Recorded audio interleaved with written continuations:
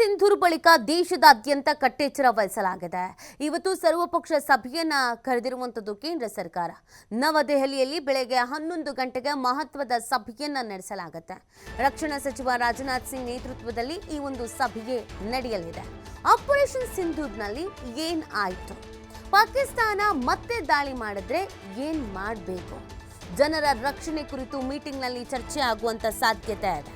Operation Sindoor ಹೇಗಾಯಿತು, ಯಾವ ರೀತಿಯಾಗಿ ಪ್ಲಾನ್ ಮಾಡಲಾಗಿತ್ತು, ಸಿಂಧೂರ್ನಲ್ಲಿ ಆದಂಥ ಡೆವಲಪ್ಮೆಂಟ್ ಏನು, ಈ ವಿಚಾರದ ಬಗ್ಗೆ ಕೂಡ ಚರ್ಚೆಯನ್ನು ಮಾಡೋದ್ರ ಜೊತೆಗೆ ಈಗ ಮುಂದೆ ನಮ್ಮ ಮುಂದಿರುವಂಥ ದೊಡ್ಡ ಪ್ರಶ್ನೆ ಅಂತ ಅಂದರೆ ಪಾಕಿಸ್ತಾನಿಗೆ ಏನಾದರೂ ಅಟ್ಯಾಕ್ ಮಾಡಿದ್ರೆ ನಾವು ಹೆಂಗೆ ರೆಡಿ ಆಗಿದ್ದೀವಿ, ಯಾವ ರೀತಿ ಪ್ಲಾನ್ ಮಾಡ್ಕೊಂಡಿದ್ದೀವಿ, ಪ್ಲಾನ್ ಏನಿದೆ ಅನ್ನೋದು. ಸೊ ಆ ವಿಚಾರದ ಬಗ್ಗೆಯೂ ಕೂಡ ಚರ್ಚೆಯನ್ನು ಮಾಡುವಂಥ ಸಾಧ್ಯತೆ ಇದೆ.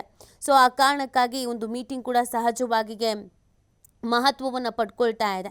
ಸರ್ವಪಕ್ಷ ಸಭೆಯಲ್ಲಿ ಯಾವೆಲ್ಲ ವಿಚಾರಗಳನ್ನು ಚರ್ಚೆ ಮಾಡ್ಬೋದು, ಏನೆಲ್ಲ ಡೀಟೇಲ್ಸ್ಗಳನ್ನು ಕೊಡಬಹುದು ಅನ್ನೋದ್ರ ಬಗ್ಗೆ ಈಗ ಕುತೂಹಲ ಇರೋದು. ಸರ್ವಪಕ್ಷ ಸಭೆಯಲ್ಲಿ ಎಲ್ಲ ಪಕ್ಷದ ನಾಯಕರುಗಳು ಭಾಗಿಯಾಗುವಂಥ ಹಿನ್ನೆಲೆಯಲ್ಲಿ ಈ ಆಪರೇಷನ್ ಸಿಂಧೂರಲ್ಲಿ ಆದಂಥ ಬೆಳವಣಿಗೆಗಳು ಅದ್ರ ಬಗ್ಗೆ ಕೂಡ ಮಾಹಿತಿಯನ್ನು ನೀಡಬೇಕಾಗತ್ತೆ. ಅದ್ರ ಬಗ್ಗೆ ಕೂಡ ಮಾಹಿತಿಯನ್ನು ಹಂಚ್ಕೊಳ್ತಾರೆ.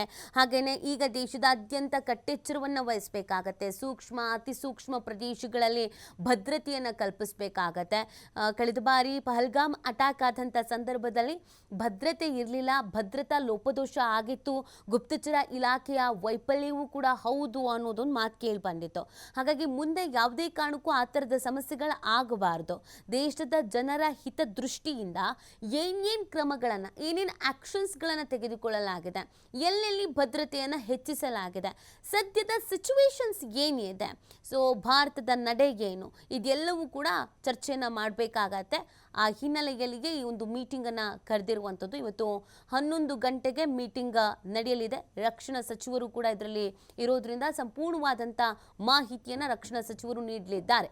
ಆಪರೇಷನ್ ಹೇಗಾಯಿತು, ಆಪರೇಷನ್ನ ಫಲ ಏನು, ಹಾಗೆ ಮುಂದಿನ ನಡೆ, ಮುಂದಿನ ಬೆಳವಣಿಗೆ, ಮುಂದಿನ ಈ ಪರಿಸ್ಥಿತಿಯನ್ನು ನಿಭಾಯಿಸುವಂಥ ನಿಟ್ಟಿನಲ್ಲಿ ತೆಗೆದುಕೊಂಡಂಥ ಕೆಲವೊಂದಷ್ಟು ನಿರ್ಧಾರಗಳು, ನಿಲುವುಗಳು ಏನು, ಭದ್ರತೆಯ ಹಿನ್ನೆಲೆಯಲ್ಲಿ ಸರ್ಕಾರ ಏನೆಲ್ಲ ಪ್ಲ್ಯಾನ್ ಮಾಡ್ಕೊಂಡಿದೆ, ಒಂದು ಬ್ಲೂ ಪ್ರಿಂಟ್ ಅಂತ ತಯಾರು ಮಾಡ್ಕೊಳ್ತಾರೆ ಅಲ್ವಾ, ಹೀಗಾದರೆ ಹೀಗೆ ಅಂತ. ಹಾಗಾಗಿ ನಮ್ಗಳಿಗೆ ನಮ್ಮ ಸಾಮರ್ಥ್ಯದ ಅರ್ಥನೂ ಆಗಬೇಕಾಗತ್ತೆ, ಮಾಹಿತಿನೂ ಸಿಗಬೇಕಾಗತ್ತೆ. ಈ ಕಾರಣಕ್ಕಾಗಿ ಈ ಸರ್ವಪಕ್ಷ ಸಭೆಯನ್ನು ಕರೆದಿರುವಂಥದ್ದು. ಇದರಲ್ಲಿ ಪ್ರತಿಯೊಬ್ಬ ನಾಯಕರುಗಳು ಕೂಡ ಭಾಗಿಯಾಗೋದ್ರಿಂದ ಒಂದು ಮಹತ್ವದ ಚರ್ಚೆ ಆಗುವಂಥ ಸಾಧ್ಯತೆಗಳು ಇದೆ. ಇನ್ನು ಸ್ಟ್ರಾಂಗ್ ಆದಂಥ ಹೆಜ್ಜೆಯನ್ನು ಇಡಬೇಕು ಅಂತ ಹೇಳಿದ್ರೆ ಮತ್ತೊಮ್ಮೆ ಪಾಕಿಸ್ತಾನದ ಮೇಲೆ ಅಟ್ಯಾಕ್, ಮತ್ತೊಮ್ಮೆ ಇದೇ ರೀತಿಯಾದಂಥ ಯುದ್ಧವನ್ನು ಮಾಡಬೇಕೋ ಅಥವಾ ಬೇಡವೋ, ಇದ್ರ ಬಗ್ಗೆಯೂ ಕೂಡ ಚರ್ಚೆ ಆಗುವಂಥ ಸಾಧ್ಯತೆ ಇದೆ. ಯಾಕಂದರೆ ಇದು ಜಸ್ಟ್ ಟ್ರೇಲರ್ ಅಷ್ಟೇ, ಇನ್ನು ಪಿಕ್ಚರ್ ಬಾಕಿ ಇದೆ ಅನ್ನೋದನ್ನು ಹೇಳಲಾಗ್ತಾ ಇತ್ತು. ದೊಡ್ಡ ಸುಳಿವನ್ನು ನೀಡ್ತಾ ಇದ್ದಾರೆ ಭಾರತದವರು, ಮತ್ತೆ ಮುಂದೆ ದಾಳಿ ಆಗಿಯೇ ಆಗತ್ತೆ ಅನ್ನೋದನ್ನು ಕೂಡ ಹೇಳಲಾಗ್ತಾ ಇತ್ತು.